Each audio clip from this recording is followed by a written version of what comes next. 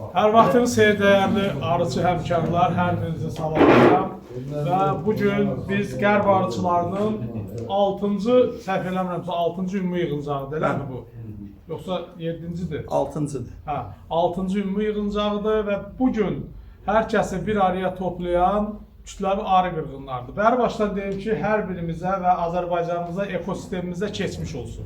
Bu arıların qırğını təkcə arıçının zərəri deyil, ümumiyyətlə bütün təbiətin və bəşəriyyətin zərərinə olan bir şeydir və bu hər birimiz üçün bir keçmiş olsun. Bugün biz bu kütləvi arı qırğınlarının səbəblərini bilirsiniz ki, müəyyən qrupda da daim bu haqda söhbətlər gedir. Arıçıların ağırlığı yerində Azərbaycanda dövlət səviyyəsində bu xəstəliklər, virusların mənşəyi o qədər də araşdırılmır və məcburuq ki, yerdən gələrək bizlər özümüz bir araya gələk, toplanaq, təşkilatlanaq və arıların bu başına gələn bu dərdləri, bu xəstəliklər barədə özümüz bir çözüm ürətə bilək, çözüm istehsal edə bilək və bir çıxış yolu tapaq. Məhz bu məqsədlə bugün sağ olsun burada bu Qərb Arıçılar Birliyinin təşkilatçıları bizim bu konferansımızı burada təşkil ediblər və mövzumuz da kütləvi arı qırğınlarıdır. 2025-ci il yaxşı başlamışdı, amma sonuna doğru arılara böyük fəlakətlərlə üzləşilib və hər yerdə bu kimsə də, heç bir arıçı da çox təəssüf ki, bu prosesdən sığortalanmayıb. Məhz bununla bağlı burada bizim 4 çıxışımız olacaq mövzu ətrafında da. Mövzuları mən elan edəcəm və sonra da ardıcıllıqla çıxışçılara söz vermək istəyirəm. Özümü təqdim edeyim. Mən bura moderator, aparıcı kimi gəlməmişdim. Sadəcə çəkiliş üçün gəlmişdik. Qərb Xəbərin saytının rəhbəri Məhərrəm Göyüşoğlu. Sonra bir əyosda söhbət elədik ki, ümumiyyətlə bizim bu təşkilatlanma məsələlərimizdə müəyyən boşluqlar var və reglamentimizdə də boşluqlar var. İndi növbəti 7-ci görüşümüzdə bu prosesi gündəlik halına salacağıq əvvəlcədən və gündəlik müzakirə edəcəyik. Kiminsə iclasa qədər, toplantıya qədər nə təklifləri olacaqsa onu gündəliyə salmağı da əvvəlcədən növbəti görüşümüzdə bu əyər-əksiklərimizi düzəldəcəyik. Və bugün bu kütləvi arı qırğınları barədə mən ilk sözü İlqar müəllimə, İlqar Rəhimova vermək istəyirəm. Bizim peşəkar arıçımız turşularla müalicə metodları barədə İlqar müəllim buyursun. Arkadaşlar, ben kısaca olarak gen hakkında danışacağım biraz. Bizim bu köhnə genə deyək də, bu Dədə Baba genəsi. Bu 50 ildir. Qulam Hüseyin müəllim, Qulam Hüseyin Sultan niyə istinad eləsək deyir ki, bu Azərbaycana giribdi 1974-cü ildə Qazax rayonu arıçılıq təsərrüfatında o vaxtı ilk olaraq Azərbaycanda bu Qazaxda aşkar olunubdu 1974-də. O 19 bizə bu girib yenə deyirəm, Qulam Hüseyin müəllimə istinad eləsək bu bizə giribdi Qazax tərəfdən, Gürcüstan tərəfdən. Aşağı yuxarı görürsünüz ki 50 ildir bu bizlə yoldaşlıq edir. 50 il yarım əsr. Və bu 50 ildə dövriyyədə olan bir dənə dərman var. Bütün dünyada, dünya arıçılığında istifadə olunur. Bu maddənin adı amitrazdır. Ben bilmirəm, buradakı yoldaşlardan kimsə Randy Oliveri izləyirsə, əgər kimsə izləyirsə, onun məqalələrində Randy Oliver bizə Zaqatala konferansında yəqin ki, iştirak edənlər olubdur burada. Zirəddin müəllim yadıma gəlir. Tofiq müəllim səhvlərim soruları yoldaşlardan. Qurban müəllim oradaydınız Zaqatala konferansında. Konferansda da danışdılar. Bu amitrazın gənələrə qarşı, gənələrin amitraza qarşı direnç qazanmasını bu elm də artıq ortaya qoyur. Misal üçün, Randy Oliver kimi bir araşdırmacı, professor, yenə Amerikalı Samuel Ramsey, bunların məqalələrinə baxanda orada, yəni bunlar gənənin amitraza qarşı direnç qazanmasını o elmi araşdırmalarına sübut edir. Artıq amitraz işləmir. Burada olan yoldaşların içində də ola bilsin ki, kimsə ola bilər ki, deyər ki, mən arıma ancaq misal üçün bipin verirəm, bipindən başqa da heç nə vermirəm, mənim arılarım da sağdır, salamatdır, gül kimidir, öz yerindədir. Yəni bu yoldaşın öz fikridir, onun da fikrinə hörmətlə yanaşmaq lazımdır. Yəni adam var deyir ki, mən bipinlə başqa heç nə vermirəm. Baxın, bu illəri, yəni hamınızın tanıdığınız o yüksək dozalı bir dənə dezodorant var, Manlike dezodorant deyirlər. Bir arıxanada ana arılar izolyatorda olanda 0 bala döneminde həmin Manlike dezodorant işləmir. Bakın 3 kurs onun tətbiqi 3 gün intervalla 3 dəfədir. Ana arılar izolyatorda olanda 3 dəfə manlayıq tətbiq eləyir. Sonra ana arılar izolyatordan buraxılır. Həmin ərəfədə ana arı yumurta qoyur, 8-ci, 9-cu günü möhürlənir. Möhürlənməmişdən qabaq yenə 3 dəfə həmin o manlayıq dezodorantdan istifadə edir, yenə 3 dəfə. 2 kurs manlayıq dezodorant. BİP'nin aktiv maddəsində amitrazın faizi 12.5%-dir. Manlayıqda 70%-in üzərindədir. Baxın, neçə dəfə gücləndirilmiş bir şeydir bu amitraz. Baxın, 2 kurs amitraz 3 dəfə tətbiqlə həmin arıxanada effekt verməmişdir. Yəni, amitrazın işləməməsini yenə deyirəm, məqalələrdən oxumaq ayrı şeydir, amma praktikada da, sahədə də biz əyani olaraq görürük ki, artıq amitraz işləmir, yəni amitraz aciz qalır. Sonra bir arıxanada burada Bakıda yoldaşların bəsində belə bir təsəvvür var ki, bu oksalik asidin sublimasiyası 4 gün intervalından 4 gündür. Əslində bu belə deyil. Yenə deyirəm, Zaqatalada 9-cu beynəlxalq arıçılıq konferansında orada da Rend Oliver dedi ki, oksalik asidin sublimasiyasının bir kursu 7 dəfədir, interval 96 saatdir. 96 saat, yəni 4-cü gün tamamında. Orada mexanizm nə tərk edir? 72 saat oksalik asid, o sublimasiya orada o maddə işləyir. 72 saat keçəndən sonra maddədə biraz maddə zəifləyir. Tam gücünü itirmir, amma zəifləyir. Ona görə o 4-cü günü 96 saatın tamamında bir də onun təkrar verməsini tövsiyə edir. Söhbət bala olan dönəmdən gedir. Əgər bala fəaliyyəti varsa, sublimasiya 7 dəfə tövsiyə edir. Interval 4 gündür. Bu illəri bir arıxanada 7 dəfə sublimasiya olur. 7 dəfə. 7-ci dəfədə yenə gənə tökülməsi azalmır, qurban mənim. Deməli, adam zəng edir, əlaqə saxlayırıq, gündə danışırıq, hər gün danışırıq. Yəni, ona orada deyirəm ki, quru sublimasiyanı 8-ci dəfə ver. Deyirəm, qorxma, zərərsiz bir şeydir, ana arıyada da problem törətmir. Biz 8-ci dəfə ver, maddəni 4 qrama qaldır. Hansı ki, biz burada artıq o qrafikdən çıxırıq. O quru sublimasiyanın miqdarı 2 qramdır. Mən buna tövsiyə edirəm 4 qram verir, 8-ci sublimasiyanı 4 qram verir. Bir gündən sonra yenə tökülmə, həmin tökülmə, deməli gənənin tökülməsi o paznuslarda, o sayımlarda gənə azalması yoxdur. Gənə azalması yoxdur, arıxanada da qanatsızarlar, problemlər, sürünmələr. Sonra ona deyirəm ki, temperatur biraz aşağı düşür, deyirəm ki, formik asid ver. 65% formik asid ver. 65% formik asid verir yoldaşlar. 8 dəfə sublimasiyanın cəmində tökülən gənələr var idi, bir dəfə də yox.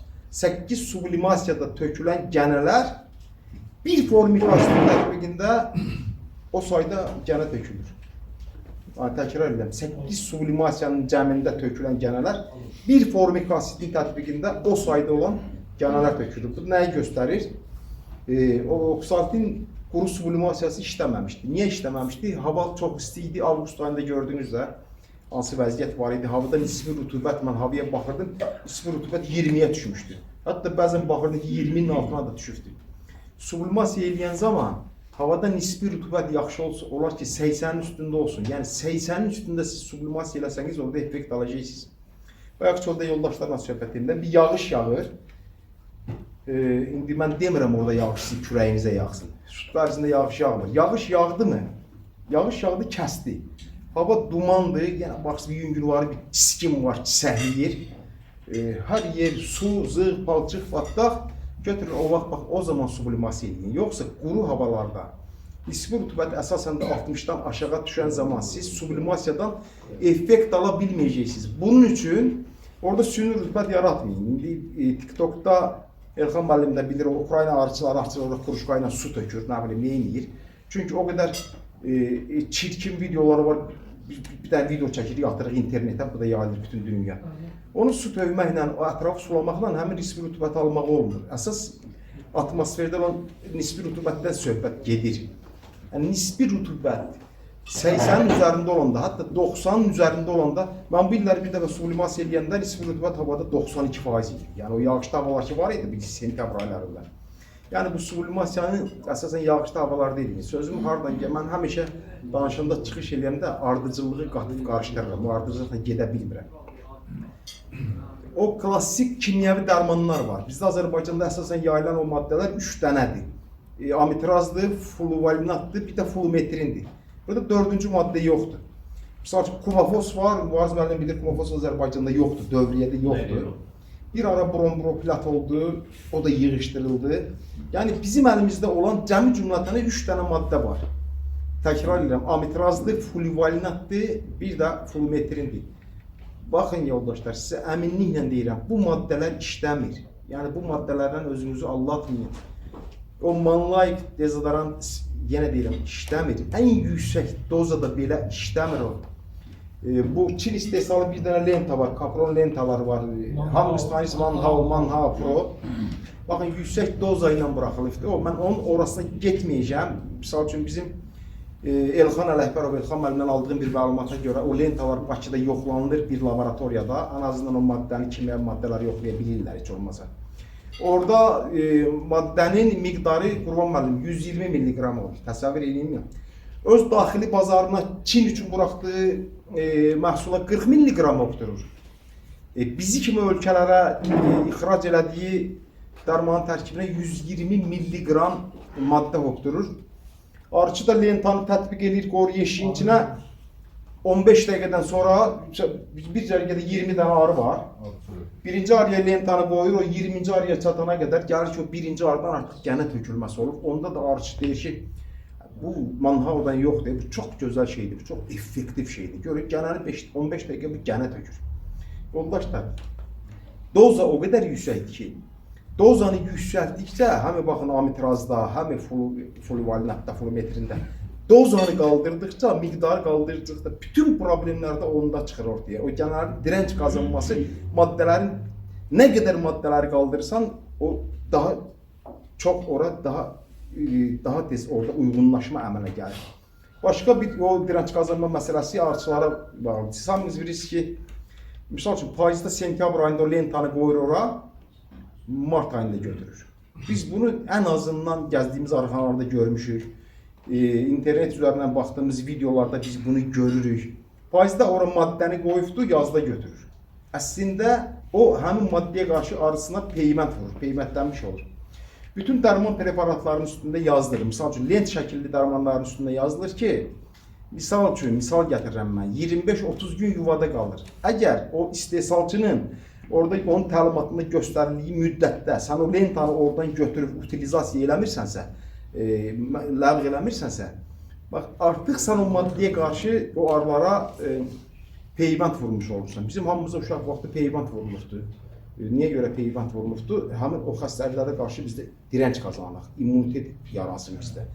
Arıçı özü bilinçsiz şəkildə, özü kör-körana həmin tətbiq elədiyi maddələrlə gəniyə peyvənd vurur. Yəni gənidə direnç qazanır. Dərmanın təlimatında göstərib 30 günün tamamında. 30 günün tamamında götürürsən. Manhao'nu misal göstərib. Manhao'nun təlimatına baxın. Birinci tətbiq olunur, 7-10 gündən sonra da ikinci proporsiya tətbiq olunur. Orada açıq şəkildə yazır. 28 günün tamamında lentanı götür olur. Sən götürmürsənsə, artıq dediyim kimi, necə ki bizə ki bəzi xəstəliklərə qarşı peyvənd vurulubdur. Sən həmin arılara artıq həmin maddə ilə həmin arılara peyvənd vurmuş olursan. İndi 2024-2025 əsas keçən bir də bu illəri Azərbaycanda kütləvi arı ölümləri.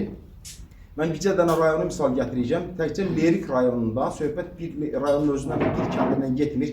Ümumi Lerik rayonunda bir mənbədən almışdım məlumat 80% arı ölümləri var. Bir yaxın yoldaşdan aldığım məlumata görə 90% arı ölümləri olmuşdur. Baxın, 90%, bir rayonda 90%.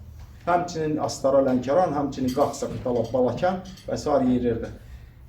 Bu son illərdə arı ölümlərinin səbəbi nədir? Niyə bu qədər bizdə arı ölümləri olur? Bunun bircə dənə səbəbi bizim bayaq dedim ki, bizim Azərbaycanda dövriyyədə olan, bu 50 il dövriyyədə olan bir gənədir. Yenə şaxta qarışıq tərəfindən, Elxan müəllim tərəfindən. Buradan da fürsətdən istifadə edib Elxan müəllimə çox sağ ol deyirəm. Azərbaycan arıçılığına bütün dünya tanıtırdı o arı. Azərbaycandan bir çox bölgələrdən Türkiyəyə gedən analizlər gəldi. Onu açıqladılar. Elxan müəllim səhifədə yazdı, pozdu, canlı video formatında çıxış elədi və s. və ilaxır. Bir çox viruslar artıq Azərbaycanda var. Bu viruslar Azərbaycanda bu gün gəlməyib. Bu viruslar 20 il, 30 il, 40 il bundan qabaq burada Azərbaycanda var idi. İndi onlar niyə bu qədər aktiv olubdur? Misal üçün bir neçə dənə virus, o qanat deformasyon virusu, ən çox o geniş yayılıqlı sarıxanada qanat sarıları görürsünüz. Xroniki ağrı verici virusu, kəskin ağrı verici virusu, qanadı bulanıq ağrı virusu. Bu virus bizim arxanamızda varsa, öncə bilmək lazımdır. Bu virus bura niyə gəlibdir? Bu virusu bura gətirən gənədir. Baxın, ona dəvətnaməni göndərən gənədir. Bizə dəvətnamə gəlir, bizi bir tədbirə çağırırlar. Toya bir dəvətnamə gəlir. Həmin virusları da o yeşiyin içində gətirib salan gənədir. Bunun bir səbəbi gənədir. Baxın, başqa xəstəliklər var orada, kütləvi itkilərə səbəb olan nozeması var, serenası var. Hamısı gəniyə bağlanır. Bəzən arıçılıqla məşğul olan insanlar var, deyir ki, mən arıçılığa başlamaq istəyirəm, hansı kitab alım, nə eləyim, nə oxuyum. Mən ona bilirsiniz nə tövsiyə edirəm? Deyirəm ki, öncə arıdan yox, öncə gənənin biologiyasını öyrən. Əgər bu günləri bir arıçılıqla məşğul olan, fərq eləmir, o 3 ildir məşğul, yoxsa 30-35 ildə onun təcrübəsi var. Əgər gənənin biologiyasını bilmirsə, gənənin həyatını bilmirsə, o gənənin öhdəsindən gələ bilməyəcək. Onun tətbiq elədiyi dərman preparatları, profilaktika, müalicə hamısı hədər gedəcək. Öncə gənənin biologiyasını bilmək lazımdır. Harda yatır, harda durur, harda çoxalır. Onun vurduğu ziyanlar nədir, nə deyil.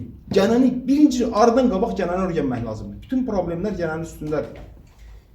Nozema var, baxın Nozemanın o bütün ən son elmi araşdırmaları, məqalələri oxuyanda nə görürük? Nozema bağlanır gəniyə, varroa destruktora. Serena bağlanır varroa destruktora. Bu gün Azərbaycandan olan viruslar, Türkiyədə də rəsmi sənədlə, laborator analizlə təsdiq olmuş viruslar, hamısı gənə ilə bağlıdır, yoldaşlar, hamısı gəniyə bağlıdır. Gənə yoxdursa virus da yoxdur. Nə etmək lazımdır, nə etməliyik biz? Əgər siz, daha doğrusu siz yox, biz, mən də daxil olmaqla, əgər biz il ərzində söhbət bir mövsümdən getmir, baxın 4 fəsil, 365 gün, əgər biz gənələri kontrolda saxlaya bilsək, biz həmin o viruslardan da sığortalanmış oluruq. Bəzi ədəbiyyatlarda bal arılarında 21 virus yazır, bəzilərində 24, bəzilərində 18. Ədəbiyyatlar da ziddiyyətlidir. 18 virus var, 21 var, 24 var. Bunlar önemli deyil. Əsas odur ki, bugün onun Azərbaycanda 8 dənəsi, 9 dənəsi var. Bu 8 dənə, 9 dənə virusdan sığortalanmaq üçün biz gənəni kontrolda saxlamalıyıq. Virus xəstəliklərinin heç bir müalicəsi yoxdur. Hansı dərman, Mübariz müəllim buradadır. Virus xəstəliklərinin effektiv dərmanı yoxdur. Heç bir dərman preparatıyla biz viruslara qarşı effektiv mübarizə apara bilmərik. Viruslardan sığortalanmaq üçün gənədən sığortalanmalıyıq. Gənəni kontrolda saxlamalıyıq. Mümkündürmü gənəni kontrolda saxlamaq? Mümkündür. Yəni, gənəni kontrolda saxlamaq mümkündür. Amma burada ən böyük problem bizim qonşularımızdır. Bizim ətrafımızdır. Misal üçün, Yavar müəllim çox məsuliyyətlə, ciddi şəkildə, qrafiklə hər bir tədbiri yerinə yetirir, bütün işləri görür. Yavar müəllimin qonşuluğunda da Qurban müəllimdir. Arada bir dənə setka var, burada Yavar müəllimin arxanasıdır, orada Qurban müəllimdir. Qurban müəllim heç bir tədbir görmür. O tədbirin görülməməsi, Yavar müəllimi gördüyü işlərin üstündən bir dənə xət çəkir. Baxın, günlük yoluxma deyilən bir şey var. Mən qabaqda bir çox ədəbiyyatlarda 80-120 yazırdı. İndi Samuel Ramsey'nin məqallarına baxanda günlük, əgər 0 gənəsi olan bir gənə varsa, ətrafda yoluxmuş arxanalar varsa, günlük 75 yoluxma var. Baxın, günlük 75 yoluxma. İndi o yoluxma mexanizmasını mən demirəm, o sadə bir şeydir. Arıçılığın əlifbasına aiddir, spiriskamınız, o yoluxma prosesi nə cür baş verir? Yəni, bir problemin bir də ətraf arıxanalardır, bizim ətrafımızdakı arıxanalar. Ona görə, misal üçün, bir kənddə deyək ki, Gədəbəyin bir kəndi var. Gədəbəyin kəndində 5-cə nəfərdə arı var, 6-cı adamda yoxdur. Bu bir kəndin nümayəndəsidir, bəlkə də əmoğludur, dayoğludur, bacanaqdır, qonşudur, qohumdur. Bu 5 nəfər dil tapmalıdır. Bir gündə, onlar eyni maddə ilə bir gündə müalicə eləməlidir. Əgər onun biri müalicə eləyirsə, 4 eləmirsə, o müalicə eləyən arıçının bütün zəhməti, əməyi onun əlində qalacaq. Bütün problemlər də faizdə gəlir. Yay yoluxması da var, çiçəkdə, bitkinin üstündə, orada, burada. Amma faizdə problemlər daha çox olur. Baskın gəlir. Yəni o demirəm o arılar gəlir o yeşiyi basır öldürür. Ən azından orada bir təmas olur. Gəlir içəri girmək istəyir. İlk təmasda toxunuşda yenə yerini dəyişə bilir. 2,5 sm bu tullana bilir, sıçraya bilir və s. nə edir?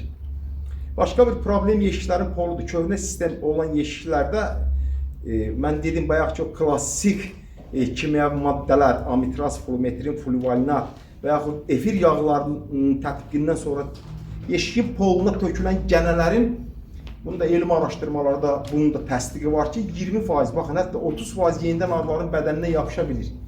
Arı harda gəzir? Arı yeşikin polundadır. Hamımız bunu görürsünüz. Arı yeşikin polundadır. Bütün pol arı ilə örtülü olur.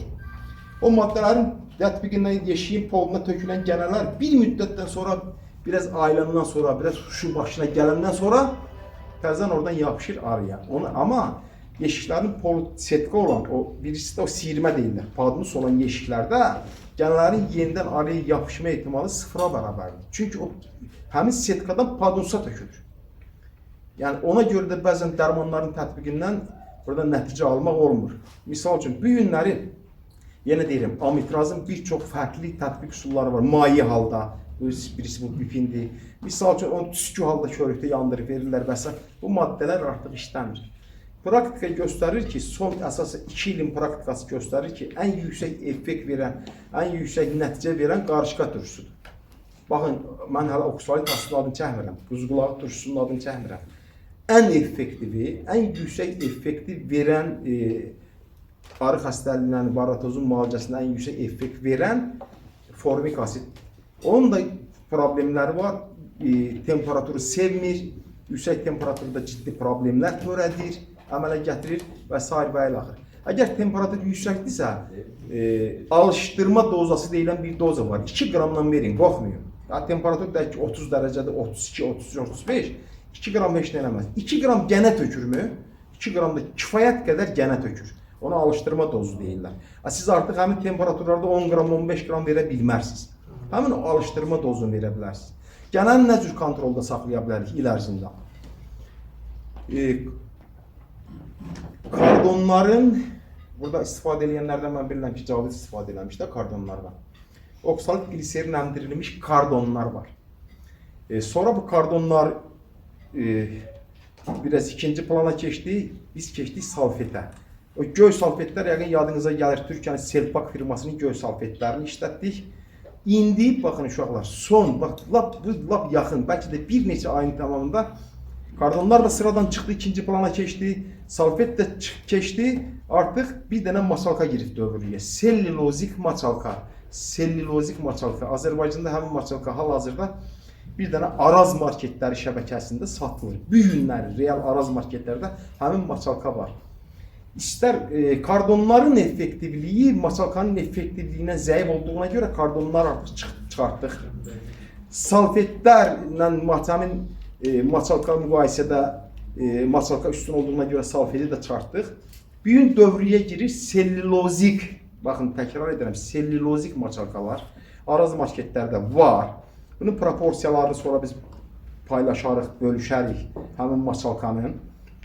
Həmin maçalkalar tətbiq eləməklə biz 60-75 gün gənəllərə nəzarət edə bilərik. Baxın, bu elə belə qısa bir müddət gəlməsin ha, sizə 60-75 gün, bu elə belə şey deyil. Bal dönəmində, ana nektar axını dönəmində işlədə bilərsinizmi? İşlədə bilərsiniz. Real məqalələr var, Qurban müəllim, analizlər var. 2017-2024-cü illəri əhatə edən məqalələrdə çox yüksək səviyyədə laborator analizləri var, balın analizi, güləmin analizi, mumun analizi. Oksalit asidin kardonlarda, salfetlərdə, ən son sellulozik maçalkalarda tətbiq olunması arı məhsullarına heç bir çiklənmə verməyibdir. Orada qarışqa turşusunun və quzqulağı turşusunun təbii balda olan normativin üstündə misal üçün o görünməyibdir. Mən burada sizin hamınıza tövsiyə edirəm yoldaşlar. Araz marketlərdən həmin maçalkaları alarsınız. Ukrayna istehsalıdır. Bir paketdə 5 dənədir. 15 vurulsun, 15 cm ölçüsündədir. Deməli, burada nətərdir? Bu bizdə Amerikada Randy Oliver'in işlətdiyi salfetkalar 18 vurulsun 20 santimetr ölçüdədir. Baxın 18 vurulsun 20 santimetr. Bu Amerikaya aiddir. İsveç salfetləridir. Bu bizim salfetlər isə 15, bizim salfetlər isə 16'ın 16 santimetr ölçüsündədir. Bu bizim salfetlərdir. Masalka, selülozik masalkalardır. Bunu yarı bölürük. Biz bunun bir dənə masalkanı yarı bölürük. Burada bir dənə masalkanın, bakın bir dənə bütün masalkada orada proporsiya cəmi maddə 66'dan 17 qramdır. Bize yarı salfet, biz bu 66'ında biz yarı bölürük. 66'nı biz yarı böləndə 66 yarını olan yoldaşlar 33,3 gram. 33,3 gram. Bura gliserin gedir. 33,3 gram da oksalit gelir. Oksalit asit gelir. Biz bu məhlullarla bu maçalkanı istadırıq. Yaxşı olar ki, orada o məsafədən ölçən termometrlə nəzarət eləyək, temperatur 70 dərəcəni keçməsin. Yəni bu 70 dərəcəni yenə deyirəm, mən Rendolu verib məqaləsində istimadan deyirəm. Özümdən heç nə uydurmuram. 70 dərəcəni keçməsin, məhlul isti halda, baxın isti halda bu proporsiyanı siz 50 dənə də maçalka istada bilərsiniz, 100 dənə də istada bilərsiniz. Riyazi hesablama ilə bunu artırıb, maçalkaların sayına görə məhlulu hazırlayırsınız. Qaynar şəkildə, isti şəkildə həmin o maçalkaların üstünə tökürsünüz. Formanın birin-birə qatılır da o. Bəli. Tökürsünüz üstünə 12-24 saat qalır. 12-24 saat qalır. Ondan sonra onu orada səhv eləmirəmsə yenə bir gün yazmışdı. Bir gün onu qurumaya qoyursunuz. Orada günəş şüası olmayacaq, o quruma prosesində. Orada o maçalkanın əmdiyi artıq məhlul ola bilsin ki, biraz peşin poluna damılmasın, tökülməsin. Bir gündən sonra da bunu götürürsünüz, tətbiq edirsiniz. Bir ara ailəsinə bir bütün salfet gelir. 16 vurulsun 16. Biz sadəcə olaraq bunu 2 hissəyə bölüb qoyacağıq. Düz yeşiyin ortasından mərkəzdən. Bir öndən, bir də arxadan. Baxın yoldaşlar, yenə deyirəm, burada həmin məqaləyə yenə istinad edirəm. 60-75 gün, 60-75 gün bu orada etibarlı şəkildə gələrdən qoruyacaq. Bu müalicə üsuluna etibar eləmək olarmı? Bu bizi gənə xəstəliyindən, varaduz xəstəliyindən qurtaracaqmı? Yox. Buna etibar eləmək. O zaman niyə biz bunu tətbiq edirik? Baxın, mövsüm ərzində biz bu müalicə üsulu ilə gənənin kütləvi artımına nəzarət edirik.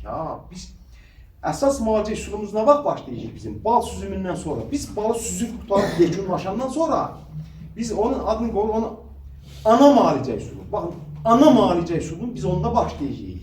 Bu bizim ana müalicə üsulumuz deyil. Bu bizim gənələrin kütləvi artmasının qarşısını almaqdır. Yəni biz bundan gənələrə nəzarət edirik ki, o gənə artıq o pik nöqtəyə nətər deyirik, o çərçivədə kənara çıxa bilməsin.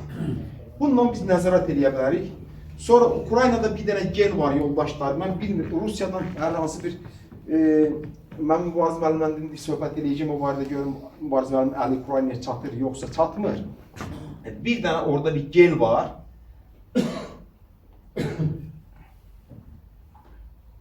Qarışdırdım bunda, yarı kiril, yarı da apixes var. Bu geli əgər oradan ola bilər tanış olar. Var da bu da satışda var. Satışda var mı? Yoxdur. Satışda var. Bir yerdə bir-iki dənə olub, o da yoxdur hal-hazırda. Var.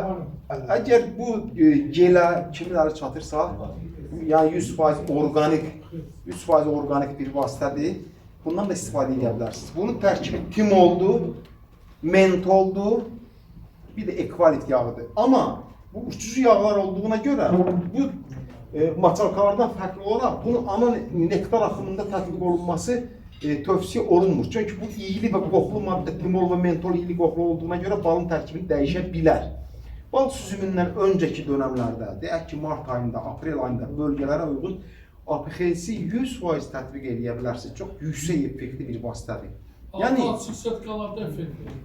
Haycan. 6 düzdürəm, 6 setkalı yeşillər. Xan müəllim, bütün dərman preparatları düz deyirsiniz. Sertifikasyon, bayaq dedim o 20%, 30% məsələsi.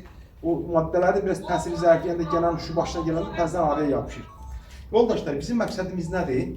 Yenə deyirəm, ana müalicə üsulları, bal süzü, son bal süzümündən sonra o zaman başlayır. Amma bal süzümünə qədər biz gənələrə müəyyən qədər biz nəzarət edə bilərik. Yəni bunu biraz biz kontrolda saxlaya bilərik ki, o gətirib o yenə deyirəm, o 8 dənə, 9 dənə virus ora salmasın. Biz gənəni 3% nisbətində saxlaya bilsək, 5%-in altında saxlaya bilsək, bu gün Azərbaycanda tutmayan edən o virus da bizim arılarımızda olmayacaq. Çünki virusu ora gənə gətirir. Nozema serenanı da gənə gətirir, Nozema apsisi də gənə gətirir.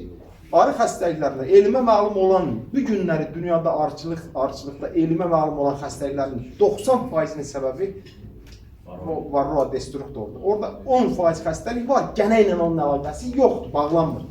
Özünüz bir təsəvvür edin. 100 xəstəlik varsa, onun 90'ın gənə gətirirlər. Və biz, mən də daxil olmaqla və biz hamımız, biz gənəni il ərzində 4 fəsil, 365 gün nəzarətdə saxlaya bilmirik. Əgər biz bunu nəzarətdə saxlaya bilsək, baxın 90% xəstəliklərdən də sığortalanmış oluruq. Əgər biz gənəni kontrolda saxlaya bilsək, 10 ramkada biz qışlanmaya girə bilərik. Nətər olur, 3 mərtəbəli bir arı 30 çərçivəsi az gəlməsin, bəzi bölgələrdə 4 çərçivəli olur. 4-cü korpusda olan arılar niyə bu gəlib 4 rampaya düşdü? Nə oldu buna? Köçdü, getdi, uçdu, getdi. Bizim o arılarımızın olan o gücünü gənə aparır əlimizdən. Biz gənəni kontrolda saxlaya bilsək, sizə əminliklə deyirəm, 10 sıx çərçivədə biz qışlamaya girə bilərik. Yəni, bütün problemlərin səbəbi gənədir. Düzdür, virus faktoru var, Nozema var, Serena var. Bir daha da təkrar edirəm. Mən bəzən bir şeyi dəfələrlə təkrar edirəm. Həmin bu günlər Azərbaycanda kütləvi arıxanaları çöküzdürən, çöktürən, çökməyə doğru gedən səbəb olan həmin viruslar var. Viruslarda problem axtarmayın, onun müalicəsi ilə əlləşməyin, onun müalicə eləyə bilməyəcəksiniz. Çünki onun səbəbi, o virus oraya gətirən varroa destruktordur. Gənəni nəzarətdə saxlamaq lazımdır. Gənəni nəzarətdə saxlayın, virus yoxdur. Hər şey ona bağlıdır. Gənənin biologiyasını oxuduqca adam şoka düşür. Adam şoka düşür ki, baxın, onun ağız suyunda nə qədər orada zəhərli. Elə zəhərlər var ki, orada gürzədə, kobrada o zəhər o qədər ziyanlı bir zəhərlər yoxdur. Təkcə adını xitin təbəqəsini deşmək üçün şitinaz adlı bir zəhərdən, proteindən istifadə edir. Təsəvvür edin ki, o şitinazın Samuel Ramsey araşdırır ki, o tarantula deyirlər, Asiya ölkələrində yaşayır, qara əqrəb. Onun zəhərindən təsəvvür edin ki, 30 dəfə güclüdür. Həmin o şitinaz proteinini. Varroanın ağız aparatı deşici ağız aparatına malik deyil. Həmin o proteini qarının altından o zər hissələrdən o proteini ora qusur. O protein başlayır, o arını orada əridir, o arının bədənini əridir. Necə ki, bizim əlimizdəki isti su, qaynar, süd, formik töküləndəki əlimiz yanmır, arının bədənini yandırır. Yəni, baxın, bir çox yoldaşlar deyir ki, mən formik tətbiq elədim, oksalit tətbiq elədim. Arılarımda kütlə bölüm oldu. Yoldaşlar, formikin tətbiqindən sonra, oksalitin tətbiqindən sonra siz daha çox arı ölümü müşahidə edirsinizsə, o zədəli arılardır. Baxın, o gənənin təxribatına məruz qalmış arılardır. Gənə onun bədənini deşib, xitin təbəqəsini deşibdir. Sağlam bir arını formik asit, oksalit asit öldürmür. Biz 0,5 dərəcə temperaturda dekabrda oksalit asitdən damlatma edirik. O damlatmanı burada edən yoldaşlar çoxdur. Son illərdə Tofiq müəllim eləyirsiniz mi, Vahid müəllim? Həmin o damlatmanı. Eləyirlər yoldaşlar çoxdur, eləyənlər var. Deyir ki, mən damlatma eləyim, mənim bir ramka, 6 ramkalardan bir ramka arı öldü. Yoldaşlar, o ölən arılar zədəli arılardır. Onlar zaten öləcəkdi. Sadəcə olaraq oksalit onların ölümünü tezləşdirdi. Gənənin təxribatına məruz qalan arı heç bir iş görmür. Polen gətirmir, nektar gətirmir, su gətirmir, yeşiyin içində sürfələrə qulluq eləmir. O ancaq öz ölümünü gözləyir. Sadəcə olaraq bu orqanik asitlərin tətbiqi onların ölümünü biraz tezləşdirir. Bilmirəm, fikrimi yekunlaşdır. O ardıcılığı mənəm ki, gözləyə bilmirəm. O danışanda çıxış edəndə hamısı qarışdırıram biraz. Onu da özür hesab edin. Problem nədir? Problem mövsüm ərzində gənəri kontrolda saxlamaqdır. Bunun üçün də ən yaxşı üsul kardonlar idi. Kardonlar, Cavit, mən sana məlumat verəcəm masakalar haqqında. Ondan sonra Selpak'ın salfetləri var idi, göy rəngdə salfetlər. Bu rəngdə salfetlər yadınıza gəlirmi? Həmin salfetlər idi. Yəni kardon da artıq çıxdı dövriyyədən, salfet də çıxdı dövriyyədən, sellulozik masalka artıq dövriyyə girdi. Sizi elə belə gəlməsin, 60-75 gün biz onunla gələnin artımını nəzarət edə bilirik. Ondan sonra da bir daha Azərbaycanda izolyatorun, ana arının qəfəslənməsi, bal məhsullarının artırılması, gənənin 2 maddə tətbiqi ilə zərərsizləşdirməsini də siz ki bilirsiniz ki, bunun da memarı Xəyal Qarayevdir. Mən öz növümdə Xəyala da buradan təşəkkür edirəm. Yoldaşlar, hər birinizdən xahiş edirəm, izolyatorun tətbiqini öyrənin. İzolyatorun tətbiqini öyrənin. Mən bir dənə misal göstərəcəm. Bu illər Kəlbəcərin aran hissəsində məhsuldarlıq çox aşağı oldu. Kəlbəcərin yuxarı hissəsində dəniz səviyyəsindən yüksəkliyə doğru getdikcə bal məhsuldarlığı yüksək səviyyədə oldu. Mən Kəlbəcərin aran hissəsindəydim. Mən ana arılar izolyatordaydı məndə. 15 kilogram şam balı rampanzad üstünə gəldik. Məndə orada məhsuldarlıq oldu 18 kilogram. Xallanlıda zaten yüksək olur. Mən arandaydım. Xallanlı birisi saradı. Mənim ətrafımda olan arxana, mənim ətrafımda bir arxana var idi. Mənim arılarımdan 2 dəfə güclüydü. Çox güclü arılar var idi. Baxın, onlarda məhsulları 7 kilogram oldu. Orta məhsullarını götürülən bal ki bölürük biz arı sayına. Onlarda məhsulları 7 kilogram oldu, məndə 18 kilogram oldu. Onun arısı mənim arımdan güclüydü. Niyə onda 7 kilogram oldu, məndə 18 kilogram oldu? Axı onun arısı mənim arımdan güclüydü. O balı maveren izolyator oldu. Çünki çöldən gələn nektar damcısına qədər depolandı. Sürfə yoxdur, qurt yoxdur, nektarı burada yedizdirən. Ya bu realdır, mənim yanımda olan arxanalar var. 32 ildir bir yerdə işlədiyim müəllim yoldaşım orada. Bacımgilin arxanası oradadır, Yeznəm oradadır. Bir tərəfdə əmoğludur, bir tərəfdə dayoğludur. Misal üçün, bir tərəfində Farizdir, bir tərəfində Cavitdir. Bu arada məhsulları 6-7, məndə 18 kilogram. Mənim arılarımda, yenə deyirəm, onların arasında güclü deyildi, ha, baxın. O artıq məhsullarıma izolyator verdi.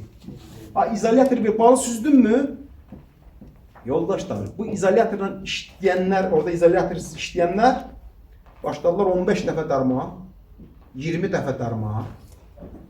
Götürdüm hər arı ailəsinə 40-50-60 milli, gənə yükü daha olan arı ailələrində 120 milli formiklə mən gənəni təmizlədim.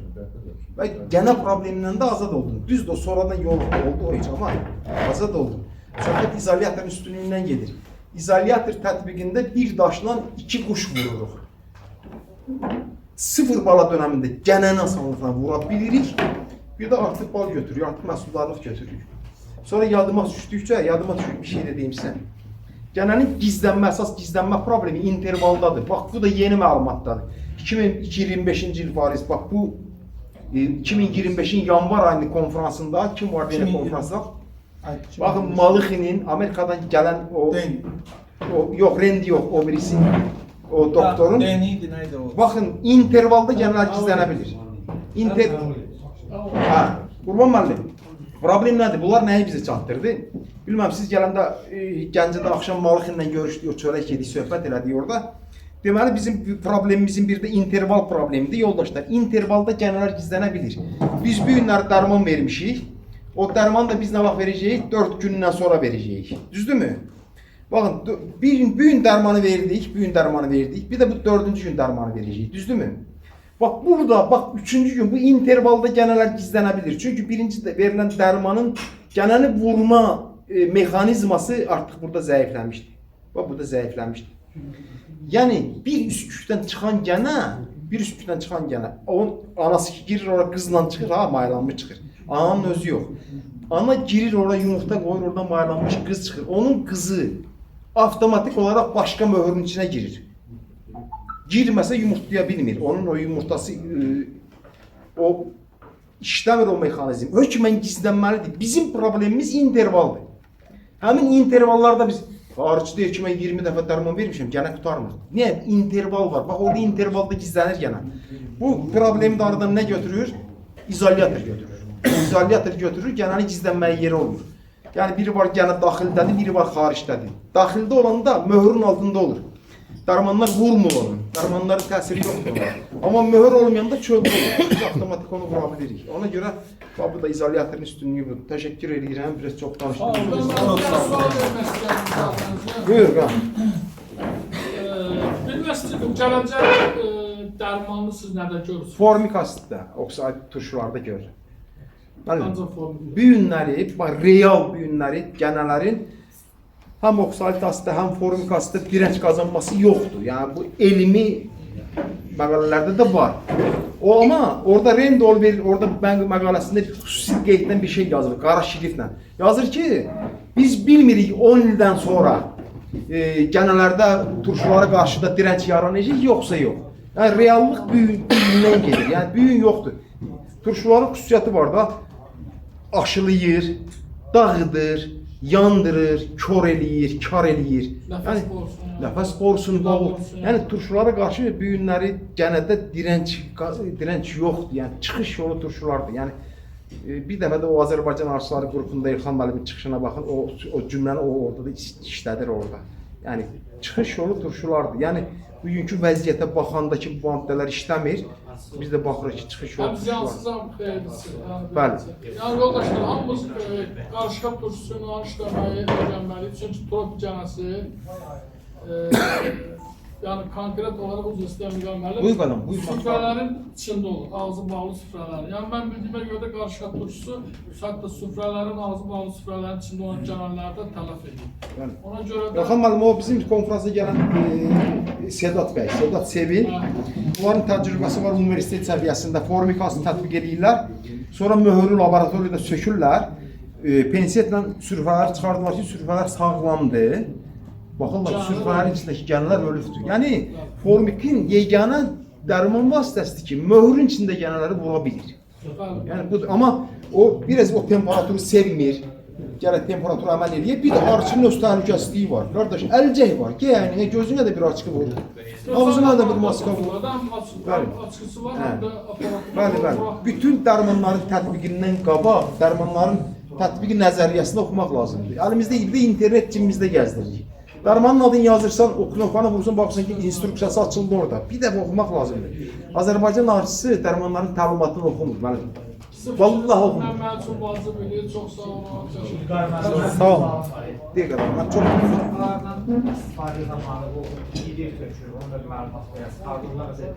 bu maçakalardan indi ilkin olaraq hər hansı bir dənə alın, Araz marketdə var. Hər hansı bir paşka alın, bir paşka. Burada Rendol deyir ki, bizim misal kardonlar yeyilirdi, tökülürdü. Mən sirvəni çəkirdim ki, orada apilka var, onun tozu oradadır. Həmin o salfetkalarda yeyildi. Rendol deyir ki, bu maçakaların yeyilməsi, didilib atılması, çölə çıxarılması önəmli deyil. Amma 100% o maçakalar hər arı tərəfindən bir dəfə dişlənir. Bir dəfə dişləyən zaman hər şey həll olur. Yəni, təsəvvür edin də, bəlkə də mikronu oksid asitin, gənənin məruz qaldığı oksid asit, mikronu onun yaşama şansı yoxdur. O öləcəkdir. Yəni bu maçalkaların, bu selulojik maçalkaların arılar tərəfindən yeyilib, dağılıb, çölə çıxarılmasının önəmli deyil. Bir dəfə yetər ki, onu dişləsin, onu dişləyir onu. Təşvir istifadə eləmək olar mı? Baxın, 60-75 gün az deyil. Quruda 75-ci gün götürülür, təzən hopduraq, bir də istifadə edir. Yox, onu orada yazır ki, sodalı su ilə yuyuf. Niyə görə deyir onu yuyuf? Yəni o turşulardan torpaq çiklənməsin, başqa yer çiklənməsin deyir. Sodalı su ilə yuyuf, təkrar istifadəsini deyil, utilizasiya eləmək lazımdır. Yəni, yandırmaq lazımdır. Yəni bu maçakalardan biz il ərzində, mövsüm ərzində gəliyəni nəzarətdə saxlaya bilərik. Kardonla mən aprel ayında istifadə edirdim. İndi kardon çıxdı, getdi, kardon qutardı. 25 arını qəfəsə, ananı qəfəsə alıb, arını düşürməkdansa, uzatma avqust ayında 1 və yaxud da 2 ramkada qurt yumurta olur da. Biz aran bölgəsində olur, dağız bölgəsində biraz artıq olur. Çünki mən aranda dağlı saxladığım üçün məlumat verirəm. Bu ananın izolyasiya almaqdansa ramkanı götürüb, həmin o qurtlu ramkanı götürüb, dərmanlamanı eyni anda aparırsınız. daha məqsədə uyğun olmaz. Geyişmə olunur. Onlar para etməli. Sizin misal üçün deyirəm, sizin 100 dənə arınız varsa, orada 2 ramkada qurt götürürsə, biz orada 200 ramka edirik. Bəli. Biz o qurda onu götürsək, gərək onu əridək biz. Təbii də öyle olmaz. Təkrar qayıdıb verməyəcək kamiyyət. Bəli, təbii ki, olmaz. İzolyatorun bir üstünlüyünü isə mən deyim, sizin sözün qüvvətə. Niyə izolyator üstündür? Siz izolyator eləyəndə bir yeşikdən 10 kilogram artıq bal götürürsünüz. Bal mövsümü ayrı. Bal mövsümündə daha effektivdir. Bəli, bəli. Amma bu gəniyə qarşı mübarizədə Gəniyə qarşı əgər baxırsınız da indi görürük də bu işi görən boyda samsudlarla mən tərəfə bu qədər insist olur ki, avqust ayında. Bəli. Baxın ki, arada qutu yoxdur və bir ramkada boydur. Burada oradan götürürəm, alışında falan olsa süzürəm. Ama kurdu ramkanda qoyuram bu mərdəni ərdirəm. 2 dəfə də dərman verirəm, genel verirəm. Ben de eləmirəm. Allah razı olsun. Çok Sağ olun. Sağ olun. Sağ olun. Buyurun. Çeşmez dövründə nəfər işləyir. Mən indi Füzuli müəllim eşitmədiniz Cavidə ona dedim buradan. Bax bu maçaqlar niyə məşədə eləyəcəkdi? Biraz o ana keçməzdə o maniçilik eləyəcəkdi. İndi mən də onu deyirəm ki, mən düşünürəm ki, o maçalkaları lent şəklində kəsən, onun mexanizması arka tərəfindən dişlənməkdir da, düzdürmü?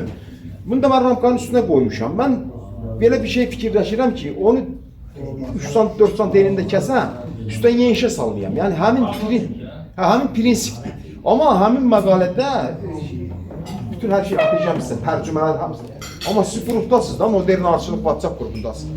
Və orada demir üstdən yenişə sallar. Orada deyir ki, ramkanın üstünə sən. Bilirəm, ona görə deyirəm ki, bunu biz təqdim elədik adətən. Ana keçməz maniçilik törədəcək. Misal üçün, elə arı var ki, bir mərtəbədədir, onun üstündə örtük var da, meşokdur. O meşok da onu oradan örtəcəkdir. Ana keçməzdir. Amma yenə deyirəm, onu yazdığına görə 60-75 gün effektivdir, 60-75 gün gələni faizinin artmasına nəzarət edə bilir. Növbəti sözü ara ailələrinin yuvaları tərk etməsi bu il bütün arıçıların qarşılaşdığı ən aktual və ən ağırlı problemlərdən biridir. Ara ailələrinin yuvaları tərk etmə səbəbləri və virus xəstəliklərlə bağlı qocaman və ixtiyar dəliqanlı arıçımız Qurban müəllimi dəvət edirəm ki, gəlsin. Təcrübəli olsa daha yaxşı olur.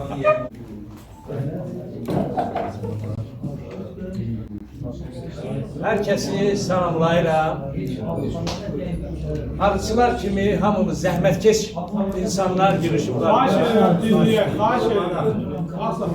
Yüngülvari dərdlərimizdən, problemlərimizdən danışmaq istəyirik ki, bugün durumumuz nə yerdədir arıçılığın, hansı problemlərimiz var və nə etməliyik? Bax, belə bir sual ortaya qoyulur. Biz bilirik ki, elmi-texniki tərəqqi dövründə yaşayırıq. Bir ölkədən, Afrikadan, Asiyadan, Avustraliyadan bir günün içində uçaqlar gəlir. Bir ölkədən digərinə, o birisindən. Bunun qarşısını ala bilərikmi? Heç vaxt ala bilmərik. Həmin uçaqlarla gələn insanların paltarında, əlində gətirdiyi ərzaqda və hətta üzr istəyirəm, yediyi almanın çərdəyində elm bunu isbat eləyir. İstər infeksiyon, istər də invazyon xəstəliklər gəlir, viruslar da gəlir, olmayanlar da gəlir. Biz bunun qarşısını nə ilə ala bilərik? Heç bir şeylə ala bilmərik. O uçaqları qaytara bilərmi, deyə bilərikmi, gəlməsin. Deməli, xəstəliklər dünyada yayılmaqdadır və yayılacaq. Bir dəfə bir arıçı məndən arı alırdı, 20 dənə arı aldı. Özü arıdan bir o qədər başı çıxmırdı, amma yanında gətirdiyi yaxşı bir arıçı idi. Arıları aldılar, baxdılar, yığdıq maşına. Bu zarafatla belə bir söz dedi ki, ay qurban, bu arıları satdın, hər şeydə bir garantiya da var da. Sən bu arılara nə dərəcədə garantiya verərsən? Dedim ki, garantiya verərəm. Amma bir haşiyə çıxaram. Respublikamızda bir yerə arını qoyanda ümumiyyətlə Apis melliferanı o 5000 hektar əraziyə uçur. Orada çoxlu arılar var, çoxlu əkin sahələri var. Biri bir gün dərmanlayır, biri bir gün dərmanlayır. Sonra arıları 100 kilometrlərlə köçürdürük. Bir yer başqa rayonlardan ana arılar alırıq. Bu gedişatda nələr baş verir bilirsən? Sən mən qarantiya vermək üçün gərəkdir ki, verdiyim arıların qanadını kəsim, ondan sonra sağ verim, sonra qarantiya da verim. Nə qədər istəyirsən. Bu da bunun körlüğünü biraz açdı.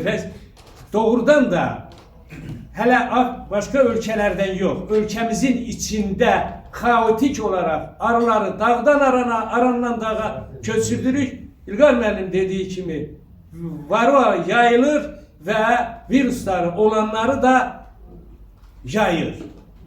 İndi belə bir şəraitdə biz nə edə bilərik? Bircə əlac yolumuz nədən ibarətdir? Arıçı səviyyəsində, arıçının içində sosial strukturu, arıçı səviyyəsində olanları bilmək. İndi varroa ilə bağlı ki, 30 il bundan qaraq varroa gəlmişdi bura Azərbaycana. Gələndə bircə dərmanla bir dəfə dərmanlayırdıq, bəs eləyirdi. İndi biz deyirik düzdür, varroa günahkardır, söhbət yox. Amma meşədə düzdür bu söz, söhbət yoxdur. Meşədə canavar quzuları yeyirsə, günahkar canavardırmı? Əsla günahkar çobandır və biz varroanı son illərdə 18 haplotura çatdırdıq. İndi destruktor var, ondan sonra udiman var, sonra başqa 18 haploturdur. Bunları bu səviyyəyə çatdıran səbəb bizik. Biz eyni gündə dərmanlar eləməni o vaxt eləsəydik, indi də bu günə düşməzdik. İndi gələn yeni viruslar var, yeni xəstəliklər var. Onun gedişatını biz burada oturanlar, gedişatı arıçı səviyyəsində, yuvanın içində görə bilməlidir. Tutaq ki, bu əməl eləmirik bu qaydalara, yuvanın içində də bu arıda, bir arıda bu problem var. Onu biz arıçı səviyyəsində necə ki, çoban canavarı tanımalıdır, çaqqalı tanımalıdır, ayını tanımalıdır, hansının dalınca gedəndə hansı silahı götürməlidir, hansının dalınca gedəndə hansı dərəcədə ehtiyatlı olmalıdır. Arıçı səviyyəsində bunları görə bilməliyik, ayırt eləyə bilməliyik. Onun dalınca gedəndə hansı tələni götürür, biz bunları bilməliyik. Respublikada askospiroz bu illəri tüğyan elədi. Biz nə etməliydik? Onu ha vaxt tanımalıydıq. Biz qara ana arı virusu 4 lig, 5 regiondan götürülüb, aparılıb, göndərilib Türkiyə, 5-də də qara ana arı virusu çıxır. Biz ona qarşı nə etməliydik? Bax, bu iki xəstəlik üzərində durmaq istəyirəm.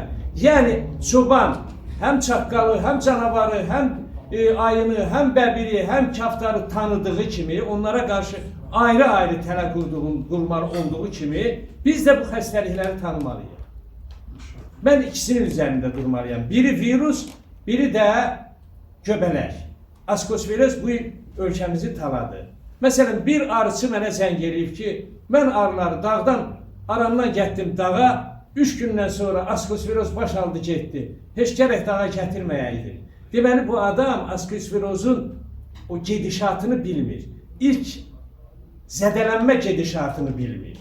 Askospiroz o ki, göbəl deyirik ki, semişkanın içi xəstəliyi. Hamınız rastlaşa bilərsiniz. O 2 günlük sülfəni zədəliyir, 22 gündən sonra yuvanın içinə düşür.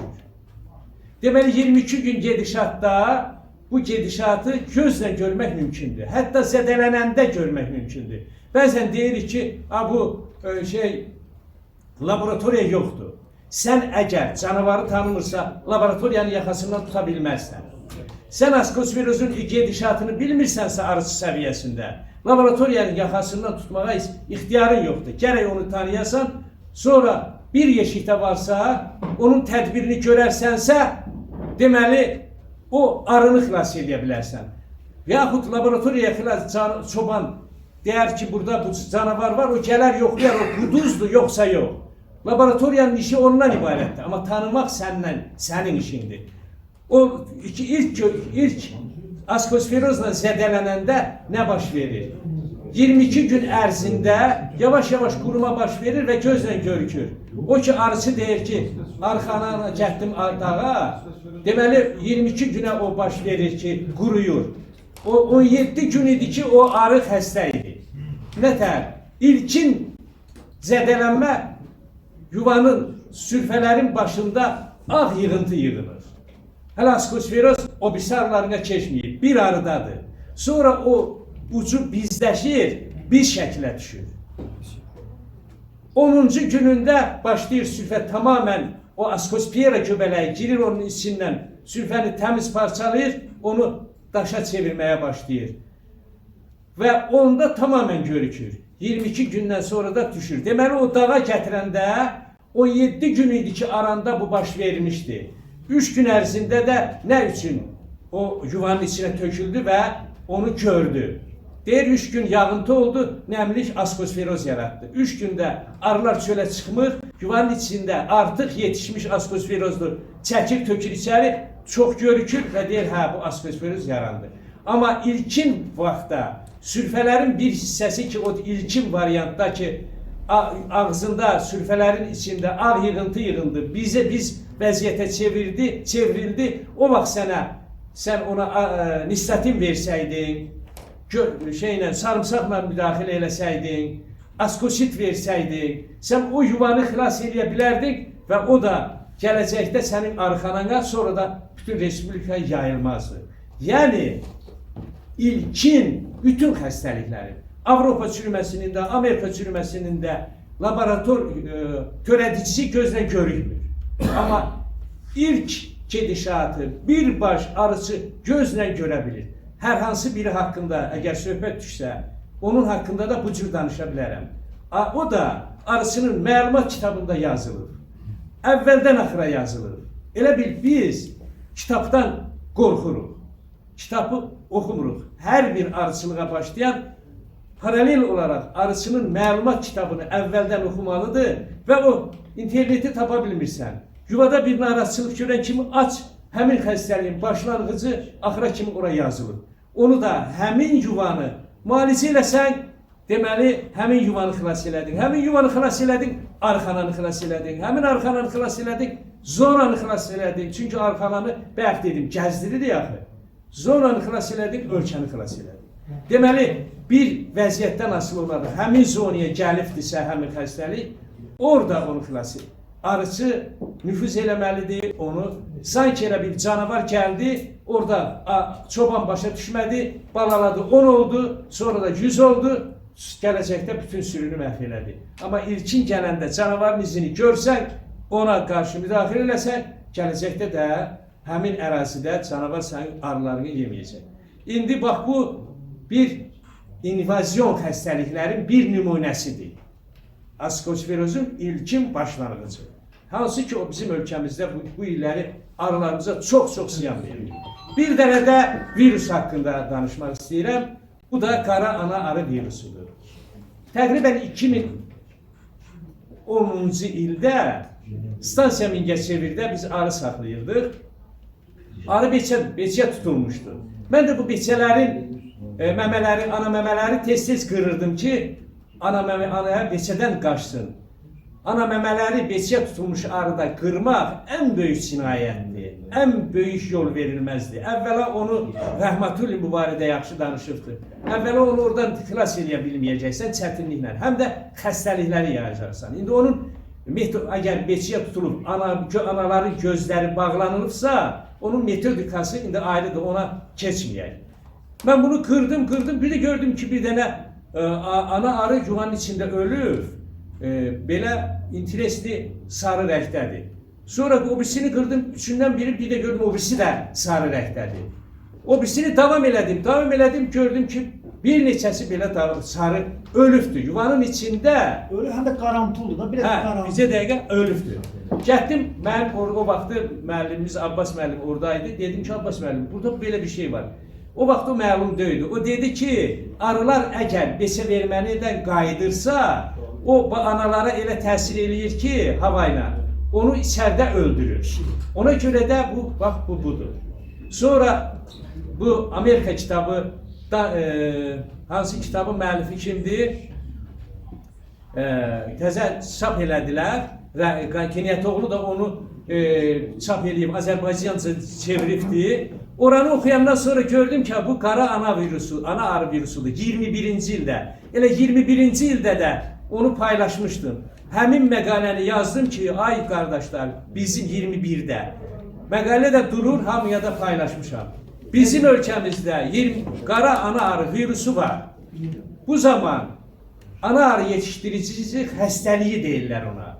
Çünki ana arı yetişdiriciləri onu yetişdirir, həmin ana arıdan yetişdirirsə, onların bəziləri ölür, bəziləri isə daşıyıcı olur hamısı.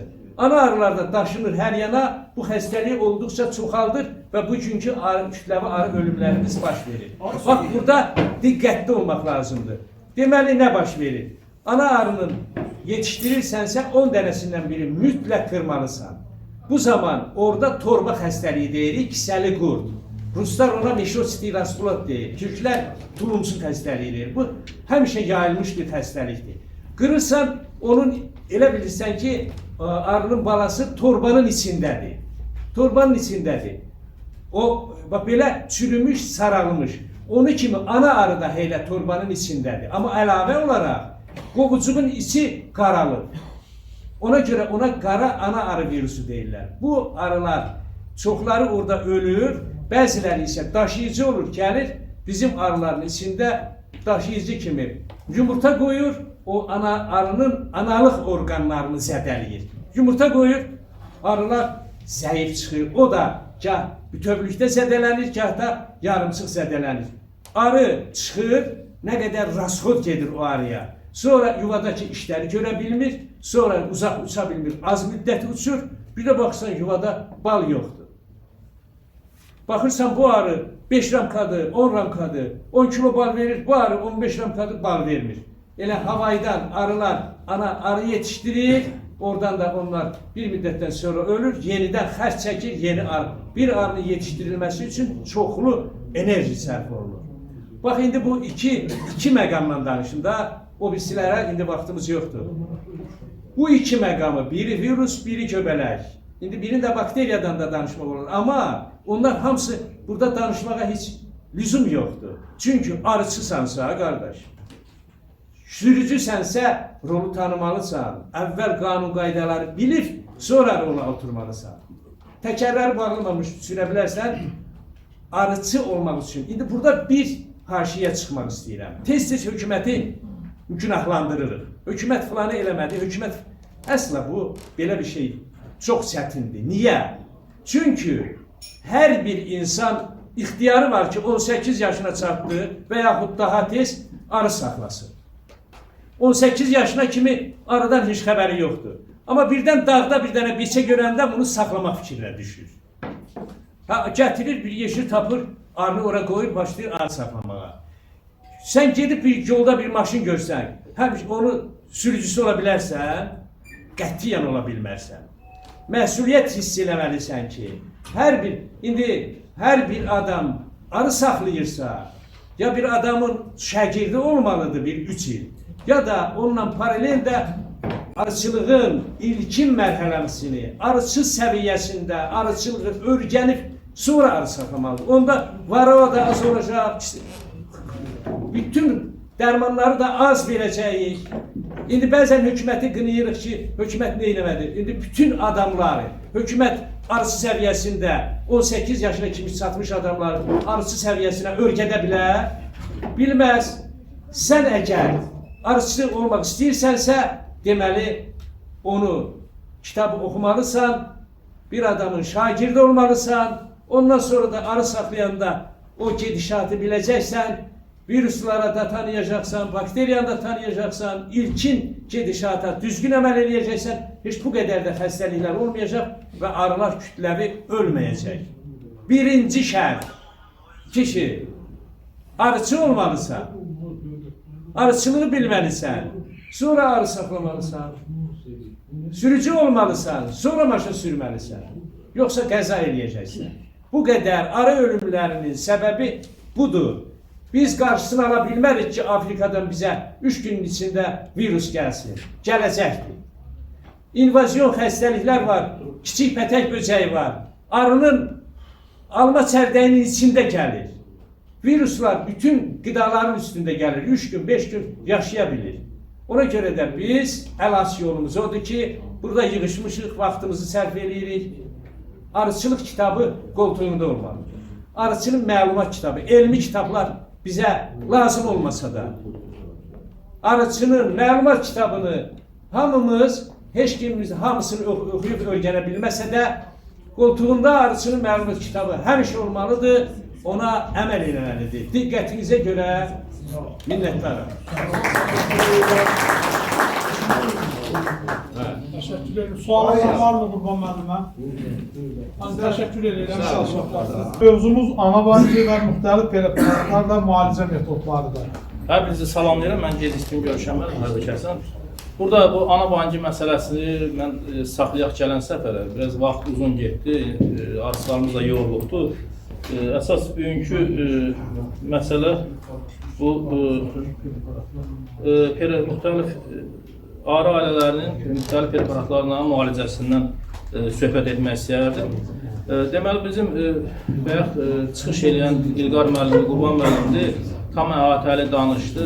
Bütün başımıza gələn problemlərin hamısının səbəbkarı varıdır. Və bu varı anda biz o qədərlə belə nəzər deyim, bizi sıxır ki, deyək ki, hansısa qrupda, hansısa canlı yayımda bu günlər dedilər ki, hansısa bir dərman adı çəkilir, bu mən vurdum, gözəl təsirlədir. Sabahları, mən mağaza işlətdiyim üçün bunu görürəm də, sabah gəlirlər, həmin o dərman axtarır. Daha demir ki, mən indiyənə qədər 20 dəfə dərman vurmuşam ona, lazımdır, deyir, qoy bunu da vurum, ölsün, keçsin. Hər bir arıçımız bilməlidir ki, istənilən bir varoya qarşı edilən dərmanlama, birinci, ana arının yumurtalığına təsir, onun ömrünü götürür. Artıq doza ana ölümünə gətirib çıxardır. İkincisi, arıların xitin təbəqəsini yandırır. Üçüncüsü, ən böyük odur ki, arıların immuniteti düşür aşağı. İndi bu virus xəstəliklərindən bayaq danışdıq, başqa gənənin gətirdiyi bəlalardan danışdıq. Bunların hamısının yenə də başında durur arı immunitetinin aşağı düşməyi. Bu yaxın keçmişdən danışaq da, bir ailədə 5, 4, 3 nəfər ailə üzvləri olubdur. Bunların bu Covid, deyək ki, 3-ünü yaxaladı, 2-sini yaxaladı, məsələn, bir nəfəri yaxalamaq. Onun arxasında durur nə? Güclü immunitet. Arı ailələrin immunitetlərini çalışıb aşağı salmaq lazım deyil. Lazımsız dərmanlardan istifadə etmək lazım deyil. Xəyal Qarayev sağ olsun, Allah canını sağlıq versin. Yəni mən dəfələrlə bunu hər yerdə demişəm. O ana arı qəfəsində biraz düzün desəm bu 23'lük ramka boyda olan qəfəs çıxana qədər biraz çətinlik idi də. Nəzarət lazım idi, ondan sonra müxtəlif qəfəslərdən istifadə edilir. Bu tam belə deyək, məndən ötəri mənim şəxsi istifadəm üçün bu 23'lük ramka boyda olan ana qəfəsləri çox idealdır. Yəni inşallah Allah qoysa qış qəfəslənməsində də ondan istifadə edəcəm. Məsələ nədir? Yəni mən öz şəxsi iş prinsipindən deyim. Məndən ötəri ana arıların qəfəslənməyi 25 gün bəs eləyir. Mən şəxsi özüm üçün deyirəm də, yəni arı adam üçün deyirəm. Nəyə görə 25 gün bəs eləyir? Mənə nə lazımdır? Balasız dönəm yaratmaq, bal süzümünə, axırıncı bal süzümünə. Balasız dönəm yaratmaq, bir də yuvada olan ramkaları oradan ləğv eləmək. Mən 20'ye yaxın arıda, 160 arıdan 20'ye yaxın arıda askanfiroz xəstəliyi görmüşdüm. Köbələk görmüşdüm. Və o ailələrin 19'unda bütün yuvadakı ramkalarını, nə qədər bala becərlər ramkalar ki vardı, o kənardakı güləmli ballı ramkadan başqa qalan hamısını ləğv elədik. Və dərmanlama da tutardıqdan sonra, yəni yemləmə dövründə bir dənə mən orada istifadə eləmişəm manglavitdən, manglavit, flukonazol qarışıq, yəni ondan istifadə eləmişəm. Nosemiddən istifadə etmişəm və Akmaxdan. Yəni Nosemid 3-cü yemləməni onunla eləmişəm. Yəni bunları eləmişəm, o 20 aradan 19'unda büyünləri asenfiroz xəstəliyi görsənir. Yəni bu ola bilsin ki, bu amma o bir dənə arıda, bax o arıda büyündə var. Yəni onun anasını da dəyişdim, bir effekt vermədi. Yəni o var, bir arıda var. Hansı yoğanda ki, bütün ramkaların hamısı dəyişildi, qara ramkaları ləğv olundu, onlarda onun əlaməti hələlik görsənmir. Bəlkə indən sonra demirəm, görsənir, amma büyüyünə qədər görsənir. Qaldı yemləmə. Yemləmədə əsas mən vasitə kimi istifadə edirəm KAS 81-dən. Neçə illərdir və KAS 81-i də hamı üçün əl çatandır. Və bu dəqiqə bu günləri mən özüm yoxşanı yığıb gətirmişəm, sapsarı süd çiçəyidir. Yoxşanın bu dəqiqə ən gözəl yığılma dövrüdür. Yoxşanı yığa bilərsiniz, yəni arıçılar tənbəllik eləməsin, ancaq onu günün altında qoyub qurutmaq olmaz. Kölgədə biraz da seyrək alır, qurutmaq lazım, keyfiyyətli qurutsun. Üzümüzə Allah qoysa yaz gəlir. Yazda hələ yemləmə başlamamışdan yəqin ki mümkünat olacaq. Acı yoxşanın ilkin mərhələsi və şam ağacının ucunda çiçəkləri olur. Belə düyü kimi olanda, hansı ki qozalar əmələ gəlir, düyü boyda olanda onun yığılma vaxtıdır. Onu da yığıb kölgədə qurudun, yəni pul da vermişsiniz də buna. Yemləməni bundan edir. Bu nozema xəstəliyidir. Ondan sonra düzgün yemləmə, qrafiklə düzgün yemləmə geçsə, həmin o KAS 81 ilə yemlənən arı ailələrində adicə rəngində də görəşdirir. Arıların rəngində parlaqlıq, şəffaflıq var. Ondan sonra bax, gənə problemində. Mənim indi bilmirəm, bəlkə ondandır, bəlkə nədəndir. Mənim ətrafımda bir 2 kilometr, hava yolundan 2 kilometr, 3 kilometr aralıqda tropik gənəsi çıxıbdır. Amma bu gün fakt o qrafiklə yemlənmənin nəticəsində həmin bax, mənim məhəlləmdə olan arıxanada elə bir əlim axtarır. Hər işləri isə eşirəm, baxıram ki, görüm tropik gənəsi varmı? O da deyə bilmərəm ha bunu məndə, amma praktikadan gördüyümü deyirəm ki, yəni böğrümdə 3 kilometr, 2 kilometr məsafədə hava yolunda var, tropi var, aşkarına. Mütəmadi KAS 81 ilə qidalanan arı ailələrində gənə problemi KAS 81-2, 81-ci ildə rusların icad elədiyi bir vasitədir, təbii vasitədir. Onda gənəyə qarşı icad edir. KAS 81 gənəni töhmür, amma onun inkişaf mərhələsinin qarşısını alır. KAS 81 qidalanan, o süd verilən arı balaları ki var, onların yanında gənənin inkişafı hardasa da 50-60%, 70% aşağı düşür. Çünki onunla qidalanan arılarda gənə inkişaf edə bilmir. Ayda onun, məsəl üçün, iyindəndir, nədəndir, altı sürməli genişlərdə az da olsa görürsən ki, gənə tökümləri olur. Ona görə də bax, KAS 81-i ancaq çalışıb tez-tez qrafiklə deyək 2 gündən bir verirsən, 3 gündən bir verirsən, stabil olaraq güclü ailələrə 1 litrdən verir, zəif ailələrə yarım litrdən verir. Yəni nəticəsini bircə il bunu eləyən insan nəticəsini görəcək. Nozema xəstəliyinə çox gözəl təsir edir. Digər başqa xəstəliklərə də təsir edir. Bu qədər. Kimin sualı varsa da bu dövrdə yəni yemləmə bitiribsizsə də dağ yerilsə də yox, ehtiyac yoxdur. Amma arandırsa da vermək olur. Buyurun. Şeylərdən bugün vaxtında saxlayır. O ana bayını haqqında mütləq məlumat verəsiniz. Çünki arıçılarımıza lazım olan əsas olur. Yəni bir onu deyil. Qısaca biraz. Böyük mövzudur, onu sizə Bilirəm, demək. onda bir növbəti dəfə birinci çıxış verirlər huzur müəllimə.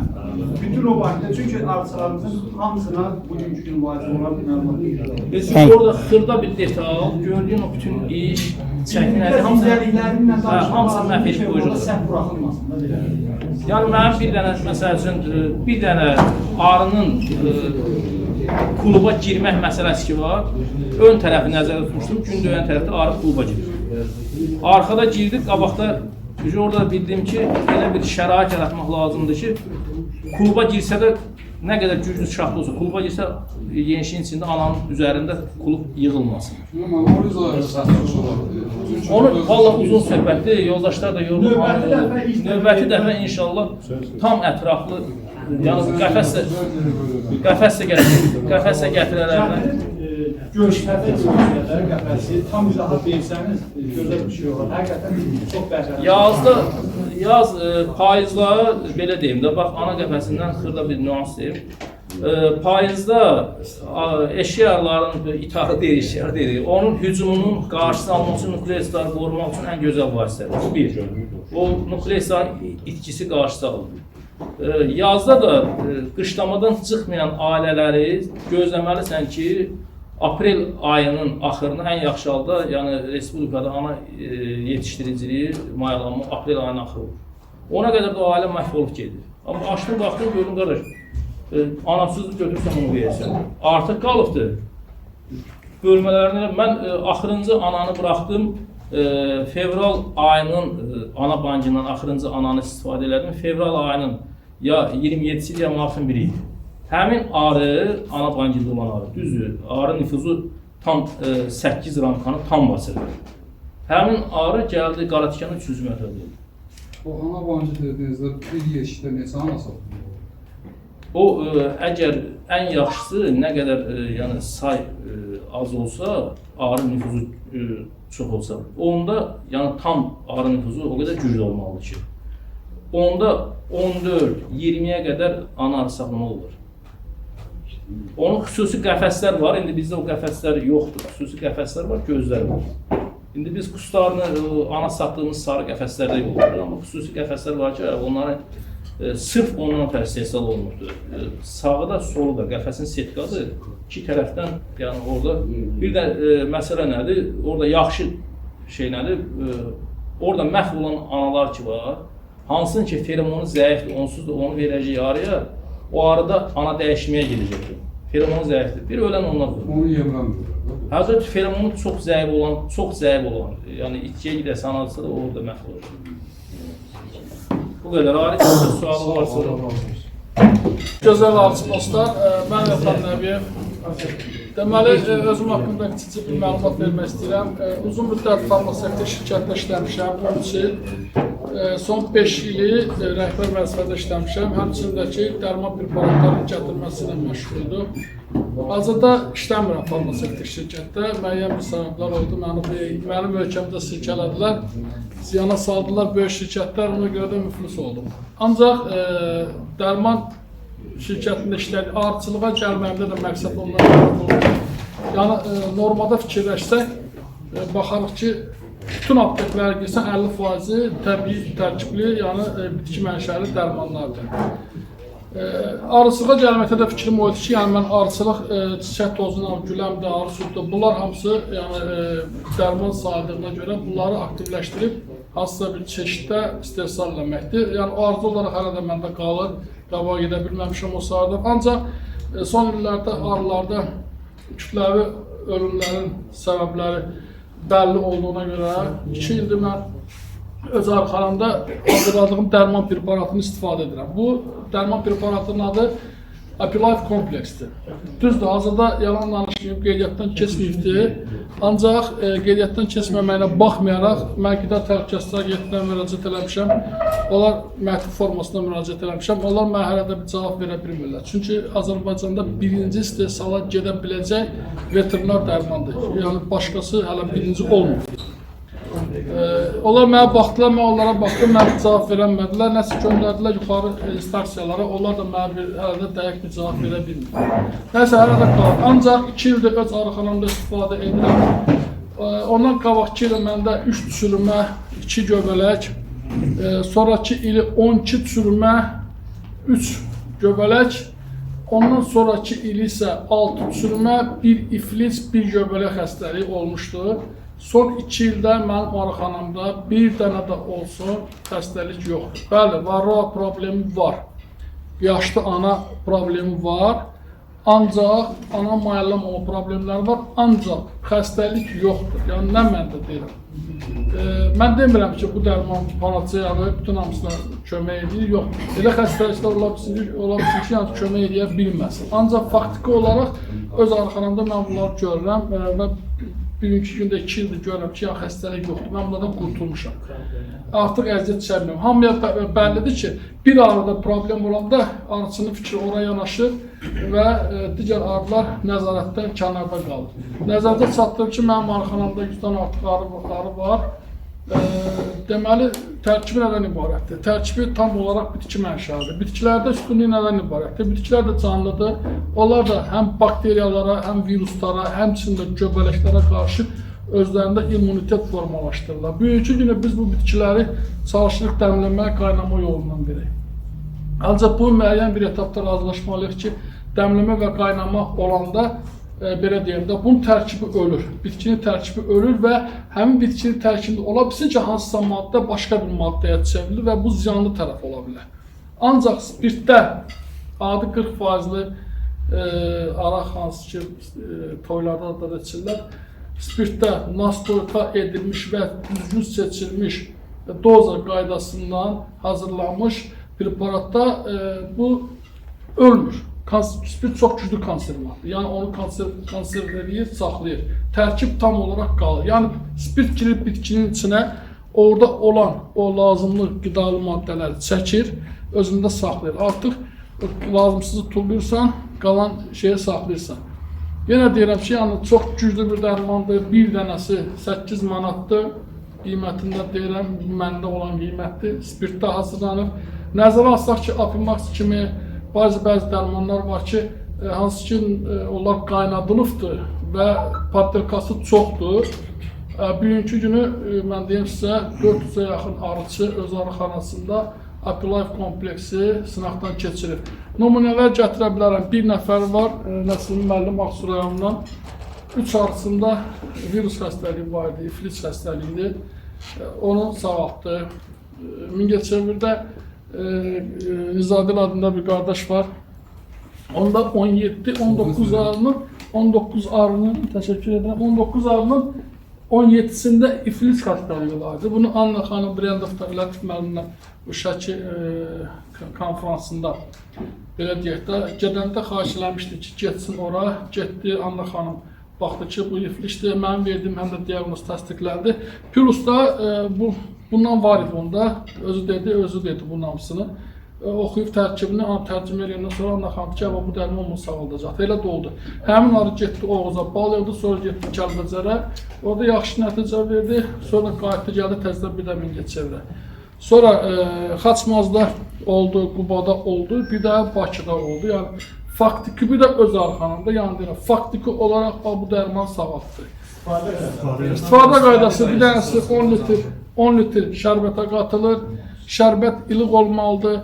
Mümkün olarsa pavidon yoddan, yəni bugünkü gün pavidon yod adında dərmanlar çoxdur. Ondan bura gedir Yosefdir, sonra gedir, məsəl üçün Manklavitdir bizim tanıdığımız.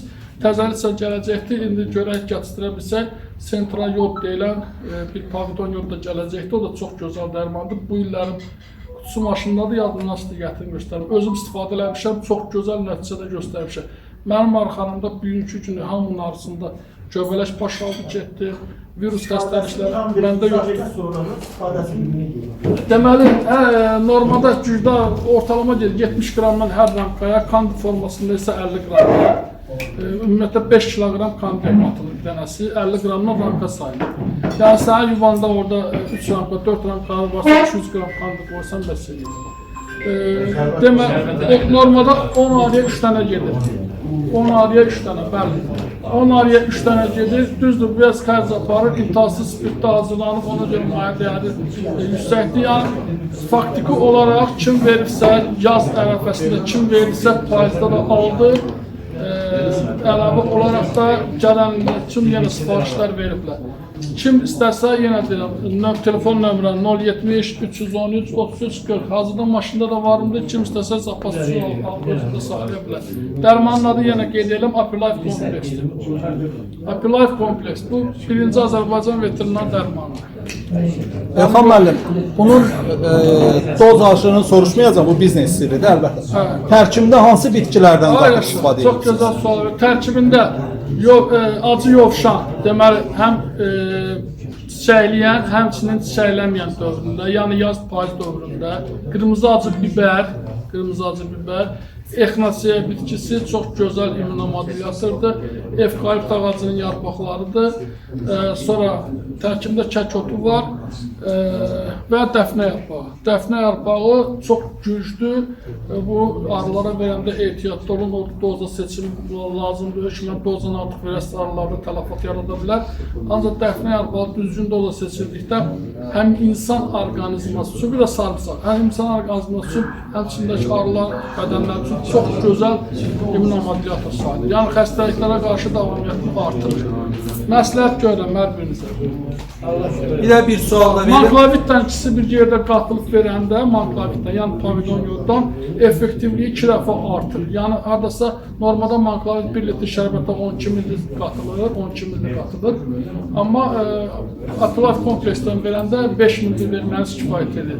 Yaxşı, ilıq şərbətə, yenə deyirəm, isti şərbətə vermək olmaz. Şərbət hazırlanır, ilıqlanır, çalxanı qatırsan, içinə qarışdırırsan, daha da hər litrə 5 qramla, yəni əgər 10 litrdirsə 50 qram manklavit, yəni pavilon yod qatır, 10% pavilon yod. Yaxşı-yaxşı qarışdırılır, o paketlərə doldurulur, paylanılır, arılanır.